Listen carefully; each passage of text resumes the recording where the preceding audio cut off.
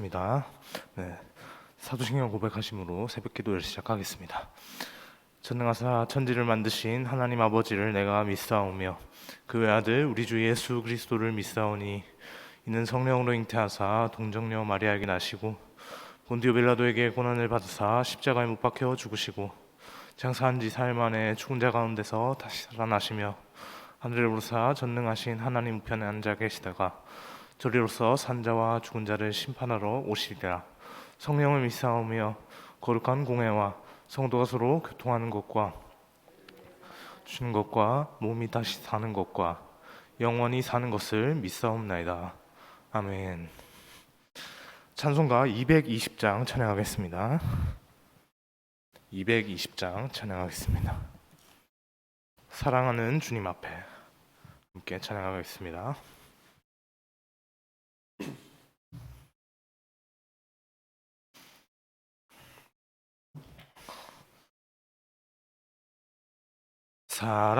사랑하는 주님 앞에 형제자매 한자리에 크신 은혜 생각하며 즐거운 찬송 부르네. 내 주 예수 본을 받아 모든 사람 내 몸같이 환난 근심 위로하고 진심으로 사랑하세.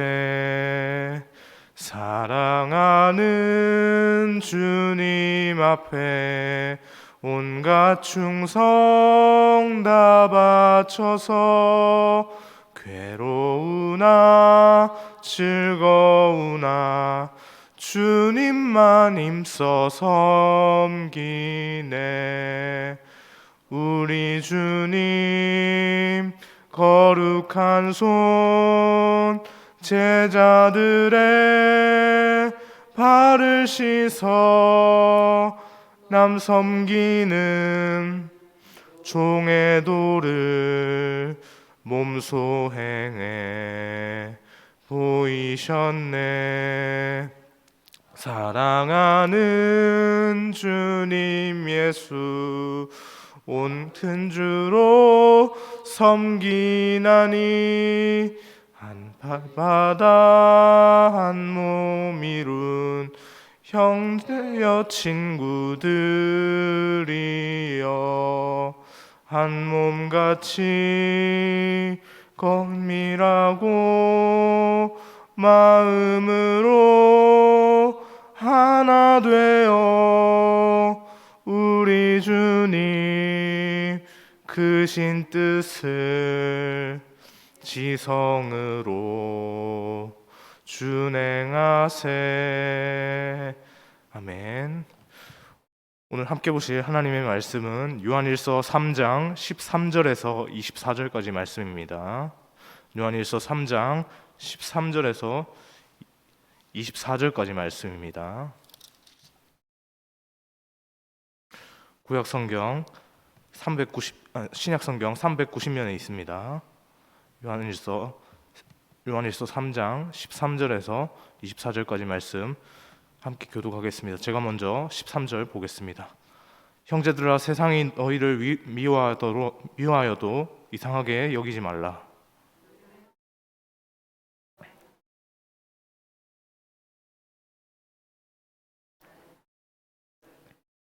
그 형제를 미워하는 자마다 살인하는 자니 살인하는 자마다 영생이 그 속에 거하지 아니하는 것을 너희가 아는 바라.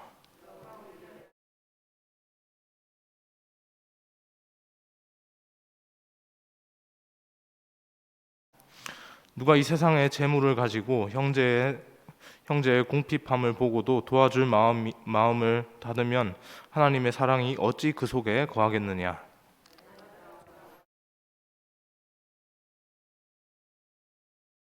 이로써 우리가 진리에 속한 줄을 알고 또 우리 마음을 주 앞에서 굳세게 하리니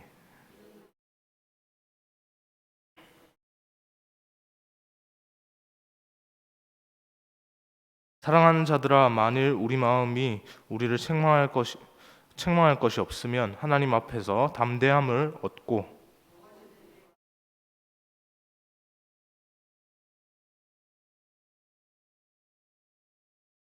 그의 계명은 이것이니 곧 그 아들 예수 그리스도의 이름을 믿고 그가 우리에게 주신 계명대로 서로 사랑하여 할 것이니라. 그의 계명을 지키는 자는 주 안에 거하고 주는 그 안에 거하시니 우리에게 주신 성령으로 말미암아 그가 우리 안에 거하시는 줄을 우리가 아느니라. 아멘. 할렐루야. 네. 조금 시간이 좀 늦었습니다. 네. 늦었지만 함께 하나님 말씀 함께 보겠습니다. 네. 여러분, 주님과 우리의 관계는 어떤 관계인가요? 1대1의 관계입니까? 아니면 여러 사람 교회에 함께 모여서 함께 신앙생활을 하는 이 여러 사람들과 우리가 주님께 나아갈 때 함께 나아가는 여러 사람과 우리 하나님과의 그런 관계입니까? 우리의 신앙의 관계는 물론 1대1에 우리 영혼이 각자가 하나님을 만나고 영접하고 하나님을 뵙고 그렇게 하나님을 만나고 하나님을 찬양하는 그런 1대1의 관계가 분명합니다.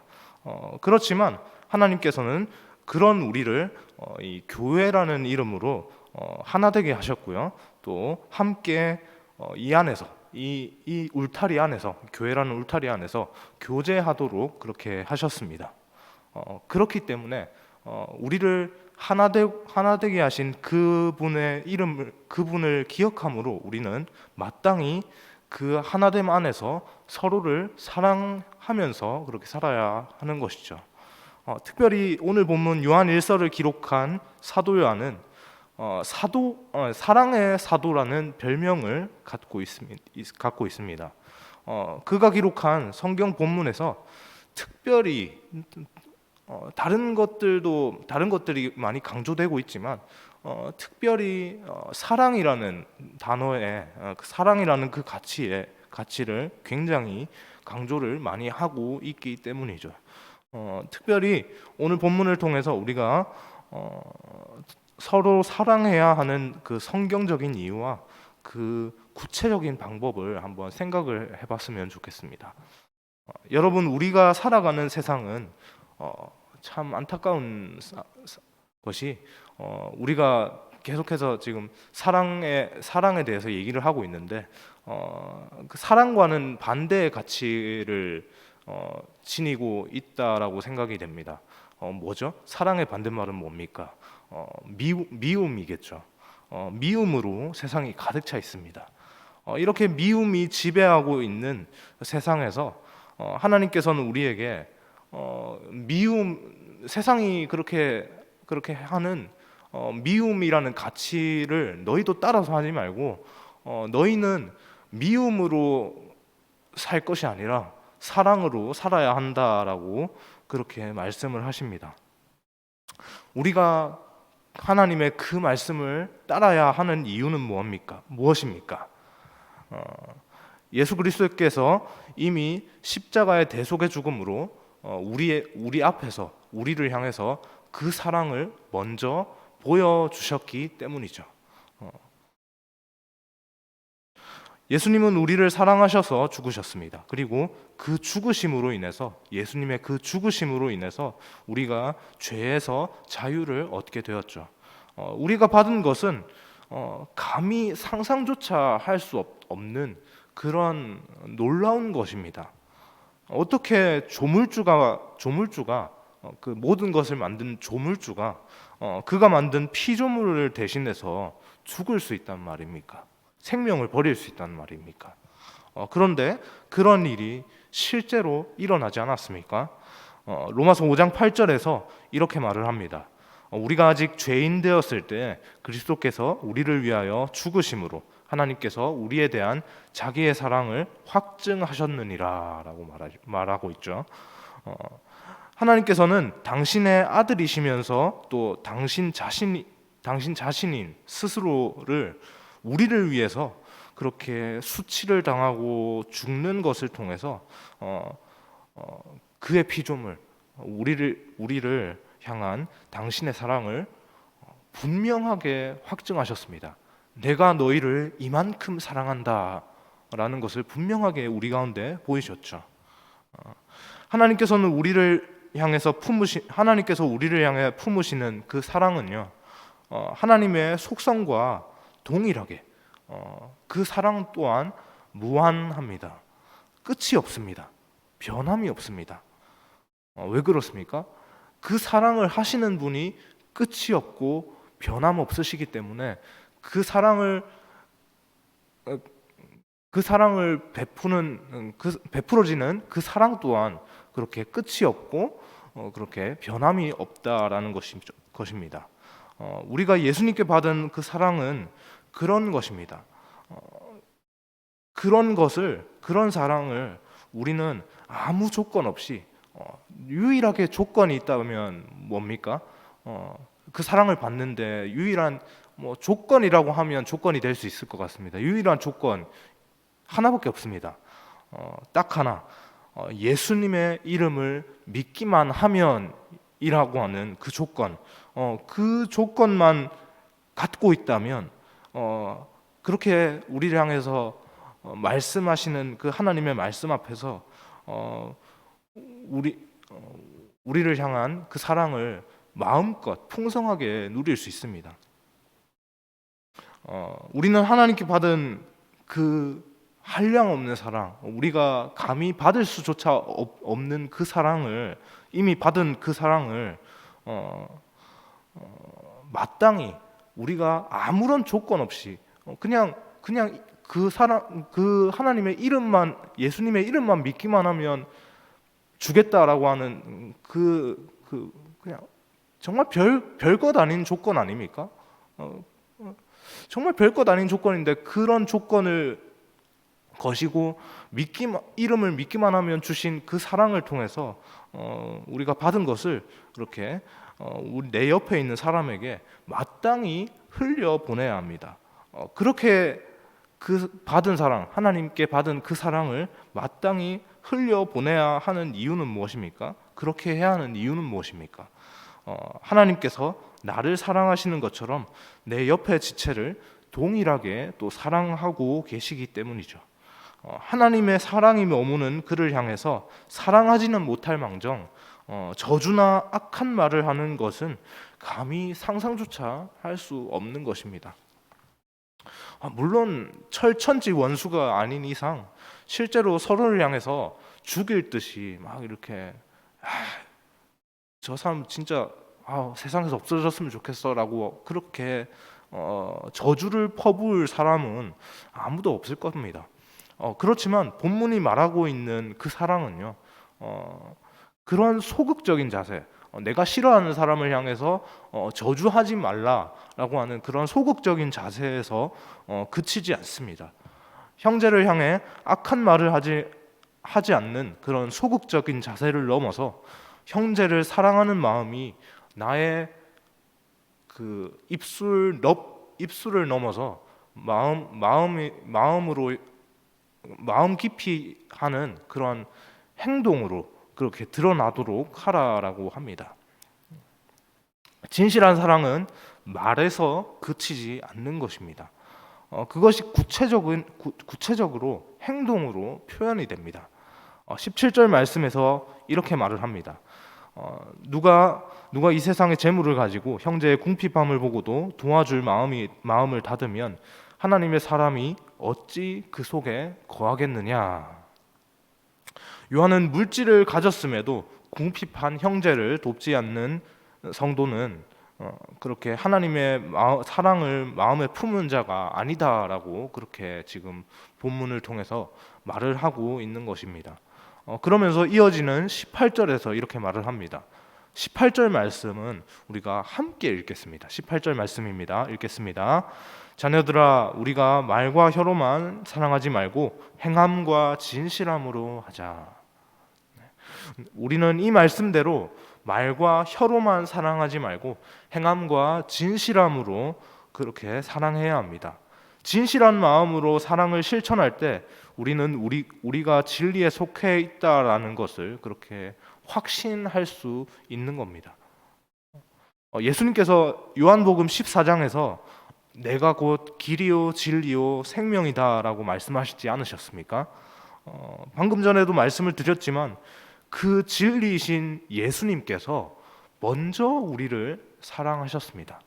먼저 우리를 조건 딱 하나, 그의 이름을 믿기만 하면 너희는 나의 사랑을 받아서 온 마음으로 누릴 수 있다.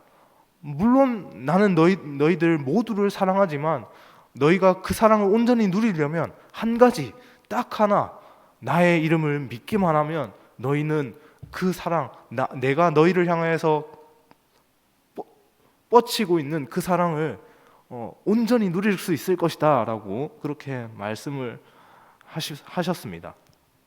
그러니 우리는 우리 옆에 있는 형제 자매를 지체를 말뿐이 아니라 행함과 진실함으로 사랑할 때 우리와 함께 하시는 사랑이신 그 진리 안에 우리가 속해 있다라는 것을 온몸으로 느끼게 될 것입니다.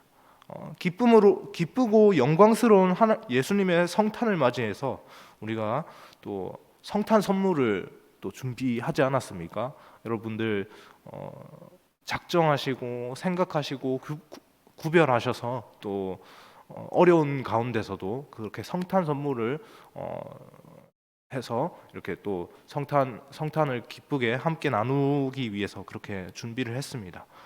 그 성탄 선물이 바로 오늘 본문에서 말하는 행함과 진실함의 하나의 결과물이라고 말할 수 있을 것 같습니다. 특별히 소망하기는 우리의 마음에 성탄을 기념해서만 이런 것을 나누는 이런 단회적으로 하는 이런 것이 아니라 우리의 마음에 수시로 때때로 계속해서 언제든지 내 옆에 있는 지체를 향해서 넉넉한 마음으로 섬기는 것이 우리의 일상이 되었으면 좋겠다라는 생각을 또 오늘 본문을 묵상하면서 함께 그런 생각들을 해봅니다. 21절 말씀과 같이 형제 자매를 사랑하는 일과 관련해서 하나님께 책망받을 것이 없는 사람은 하나님께로부터 그렇게 구하는 것, 자기가 소원하고 구하는 것을 얻을 수 있습니다. 왜 그렇게 소원하는 것을 하나님께로부터 그렇게 얻을 수 있습니까? 모든 것을 행하실 수 있으신 그 하나님의 마음의 소원대로 그렇게 행하는 삶. 하나님의 마음의 소원이 무엇입니까? 나의 사랑을 온 세상 만민이 알도록 하라라는 것이죠. 나는 온 세상을 향해서 지금 내가 너희를 향해서 사랑하고 있듯이 온 세상을 향해서 사랑하고 있는데 그 세상은 나의 사랑을 알지 못하기 때문에 너희가 가서 나의 사랑을 전해라라고 그렇게 하나님께서 말씀하고 계시지 않습니까?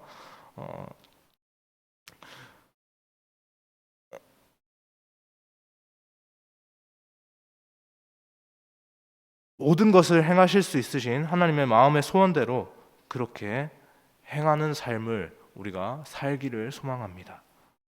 전능하신 하나님께서 그 계명대로 사는 자들을 통해서 향해서 그렇게 복을 부어 주실 것입니다.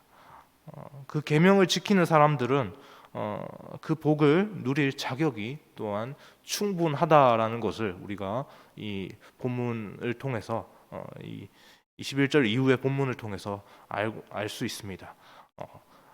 그렇다면 그렇게 그들이 지키는 계명, 그런 사람들이 지키는 계명은 무엇입니까? 바로 본문 23절, 24절을 통해서 두 가지를 알 수 있습니다. 첫째는 하나님의 아들 예수 그리스도를 구주로 믿는 것이죠. 그리고 둘째는 주님 안에 하나 된 그 형제와 자매를 사랑하는 것입니다. 어디서 많이 들어보시지 않으셨습니까? 않았습니까? 어디서 많이 들어봤습니다. 어디서 많이 들어봤죠? 바로 십계명의 큰 주제와 다르지 않습니다. 하나님께서는 이 두 계명을 두 돌판에 새겨서 당신의 백성 이스라엘에게 주셨습니다. 두 돌판으로 구분되어서 그들에게 하나님 사랑, 이웃 사랑 이렇게 두 돌판으로 주어졌지만 이 둘은 분리될 수 없는 것입니다. 아까 전에도 말씀드렸지만 진정으로 나를 구원해 주신 분으로 예수님을 믿고 따를 때 그때 예수님을 진정으로 나의 구주로 믿고 따른다면 우리는 마땅히 우리 옆에 있는 형제 자매도 그 예수님의 사랑을 품고 그렇게 그들을 사랑할 수 있기 때문입니다. 나를 향한 그 한없는 사랑이 내 옆의 지체에게도 동일하게 하나님의 그 사랑이 향하고 있다는 것을 알게 되기 때문이죠.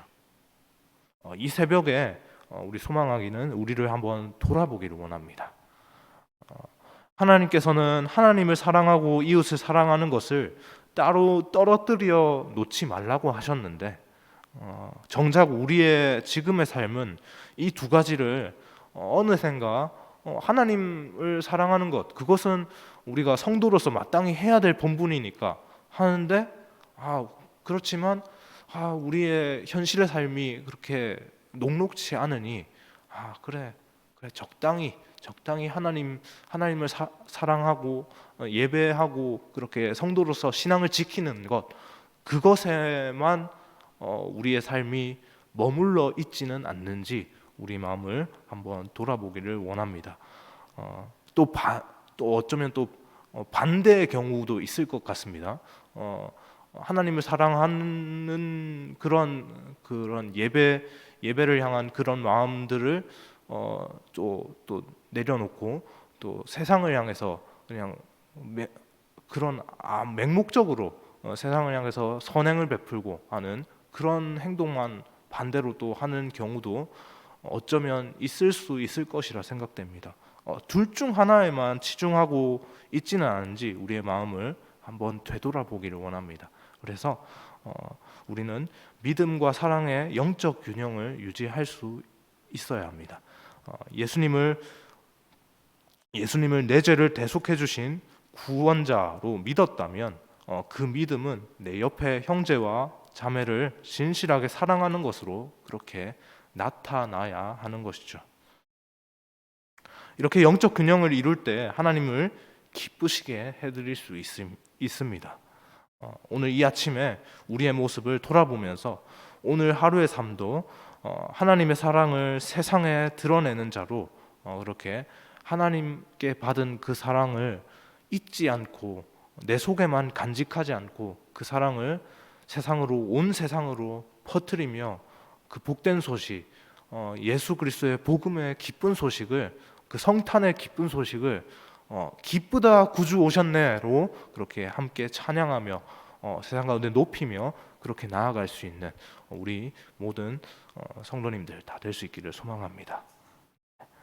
기도하겠습니다. 하나님 감사합니다. 성탄이 다가옵니다. 하나님 기쁜 성탄에 우리가 기억해야 할 것은 하나님께서 우리를